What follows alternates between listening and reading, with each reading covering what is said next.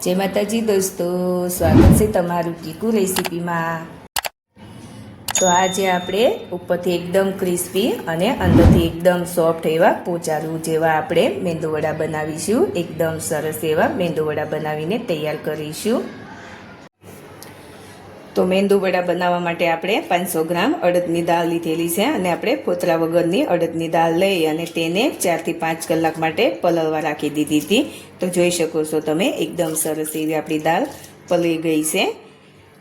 एकदम सरस एवी दाळ पलળી गई छे। आवी रीते हाथमां जोईए तो तूटी जाय छे। आपણા हाथमां आवी रीते नखથી दबावीए तो दाणो तूटी जाय छे, એટલે આપણે દાળને પલાળી લેવાની છે।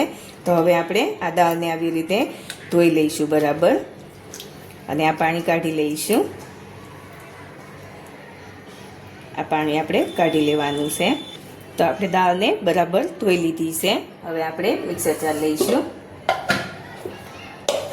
તો આ દાળને આપણે મિક્સર જારમાં લઈ લઈશું। આપણી દાળ થોડી વધારે છે એટલે આપણે અડધી અડધી દાળ પીસી લઈશું। એકસાથે દાળ નહીં પીસીએ। અડધી દાળ લઈ લીધી છે આપણે અને અડધી આપણે બીજી વાર પીસી લેવાની છે।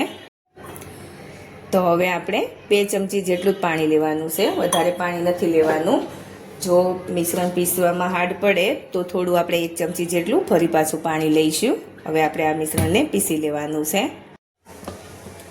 तो जोई शको छो आपणे सरस एवी दाळ पीसी लीधी छे, एकदम फाइन पेस्ट बनावी लीधी छे, जोई शको छो। तो हवे आपणे बाउलमां लई लईशुं।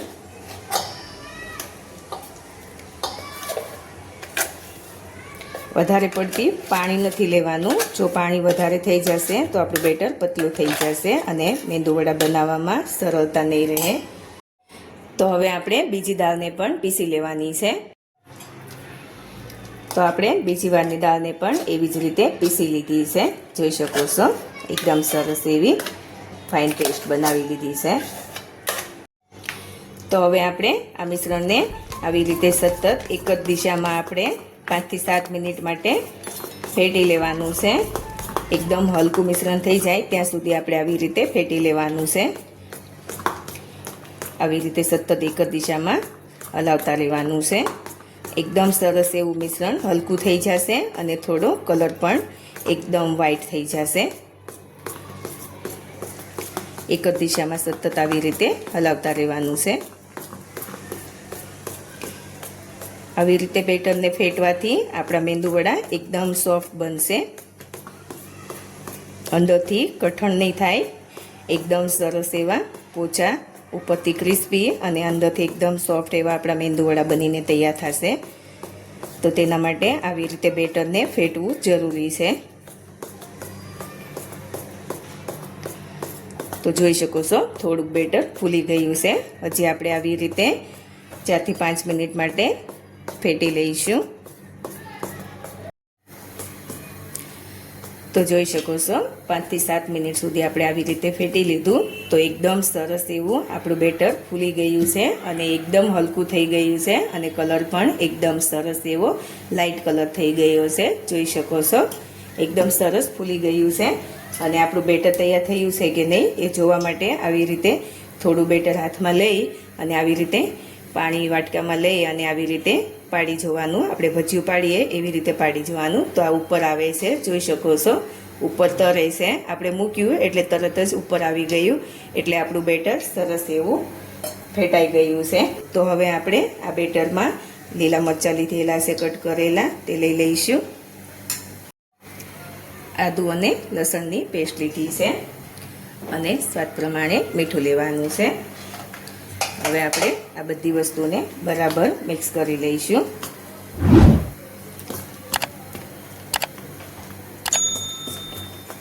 એકદમ સરસ એવું આપણું બેટર બનીને તૈયાર થયું છે, જોઈ શકો છો કેટલું સરસ આપણું બેટર ફૂલી ગયું છે। તો આપણે નાળિયેરની ચટણી બનાવવાના છીએ। તો તેના માટે આપણે આ નાળિયેર લીધેલા છે અને આપણે પાછળની છાલ કાઢી લીધી છે। તો હવે આપણે મિક્સર જાર લઈશું અને મિક્સર જારમાં આવી રીતે पतली पतली स्लाइस में नारिયેળ ने कट करी लेवानुं छे। आवी रीते पतली पतली स्लाइस में कट करी लईशुं आपणे नारिયેળ ने। आ चटनी ने idli, dosa, medu vada south Indian recipe સાથે ખાવામાં આવે છે. એકદમ સરસ એવી ચટણી બનીને તૈયાર થાય છે. ઉત્તપમ સાથે પણ ખાઈ શકાય છે. તો આપણે બીજા નાળિયેરને પણ આવી રીતે પતલી પતલી સ્લાઇસમાં કટ કરી લઈશું.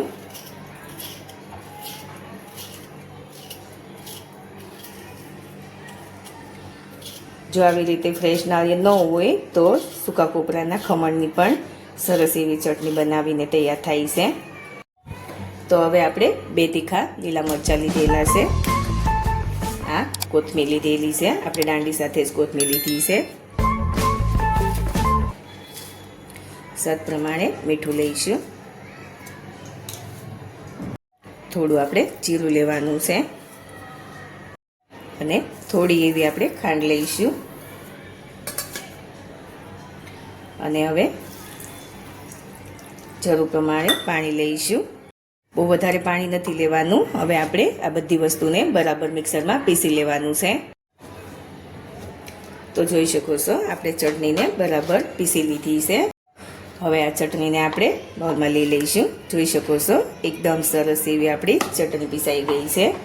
એકદમ સરસ એવી ચટણી આપણે પીસી લીધી છે. આ ચટણી ઉપર જો વઘાર કરવો હોય તો વઘાર પણ કરી શકાય છે અને એમ જ ખાવામાં સરસ એવી લાગે છે. તો હવે આપણે મેંદુ વડા પાડવા માટે આવી ચા ગાળવાની ગળણી લીધી છે. ગળણી ઉપર આપણે થોડું પાણી લગાવી દઈશું અને આવી રીતે બેટર મૂકી દઈશું. થોડું પાણીવાળો હાથ કરીને આવી રીતે થોડું સેટ કરી લેવાનું અને આવી રીતે વચ્ચે આંગળીથી હોલ કરી લઈશું અને આવી રીતે મૂકી દઈશું. જોઈ શકો છો એકદમ આસાનીથી મેંદુ વડું બનીને તૈયાર થઈ જાય છે અને એકદમ આસાનીથી પડી જાય છે મેંદુ વડું. બીજી વાર પણ આપણે આવી રીતે ગળણી ઉપર પાણીવાળો હાથ લગાવી દેવાનો અને આવી રીતે બેટર મૂકી દઈશું અને આવી રીતે સેટ કરી દેવાનું અને આવી રીતે વચ્ચે હોલ કરી લઈશું અને મેંદુ વડું મૂકી દઈશું. જોઈ શકો છો એકદમ ઇઝીલી મેંદુ વડા બનીને તૈયાર થઈ જાય છે. તો આપણે એવી જ રીતે હજી એકવાર તમને બતાવી દઉં. આવી રીતે મેંદુ વડા બનાવવાથી એકદમ સરસ એવા આસાનીથી મેંદુ વડા બની જાય છે. પાણીવાળી ગળણી હોય એટલે થોડો તેલમાં નાખતા અવાજ આવે છે. તો હવે આપણે મેંદુ વડાને ફેરવી લઈશું.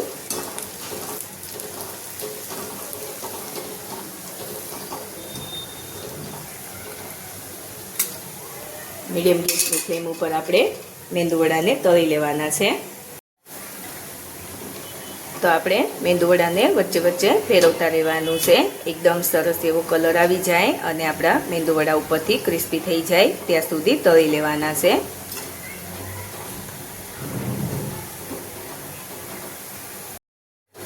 તો જોઈ શકો છો એકદમ સરસ એવા મેંદુ વડા તળાઈ ગયા છે. એકદમ સરસ કલર આવી ગયો છે અને ક્રિસ્પી પણ થઈ ગયા છે. તો હવે આપણે મેંદુ વડાને લઈ લઈશું.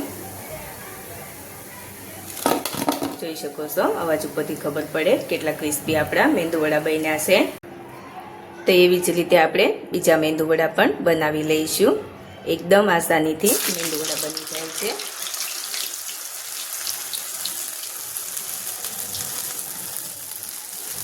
બીજું મેંદુ વડું પણ બનાવી લઈશું અને હળવા હાથે આવી રીતે મૂકી દઈશું. આપણે પાણી લગાડ્યું હોય ગળણી ઉપર એટલે અવાજ આવે છે.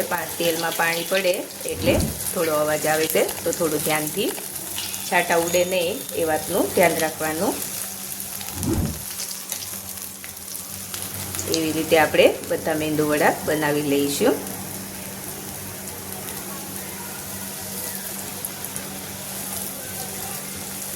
આવી રીતે જો મેંદુ વડા બનાવશો તો તમારા મેંદુ વડા પણ પહેલી વારમાં જ એકદમ સરસ એવા બનીને તૈયાર થશે.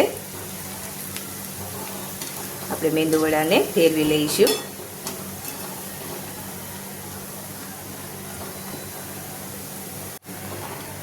તો આપણા બીજી વારના મેંદુ વડા પણ સરસ એવા તળાઈ ગયા છે. જોઈ શકો છો એકદમ ક્રિસ્પી થઈ ગયા છે અને કલર પણ સરસ એવો આવી ગયો છે. તો આપણે તેને પણ પ્લેટમાં લઈ લઈશું. તો આવી રીતે આપણે બધા મેંદુ વડા તળી લઈશું. તો હવે આપણે મેંદુ વડાને પ્લેટમાં લઈ લઈશું. જોઈ શકો છો એકદમ સરસ એવા મેંદુ વડા બનીને તૈયાર થયા છે.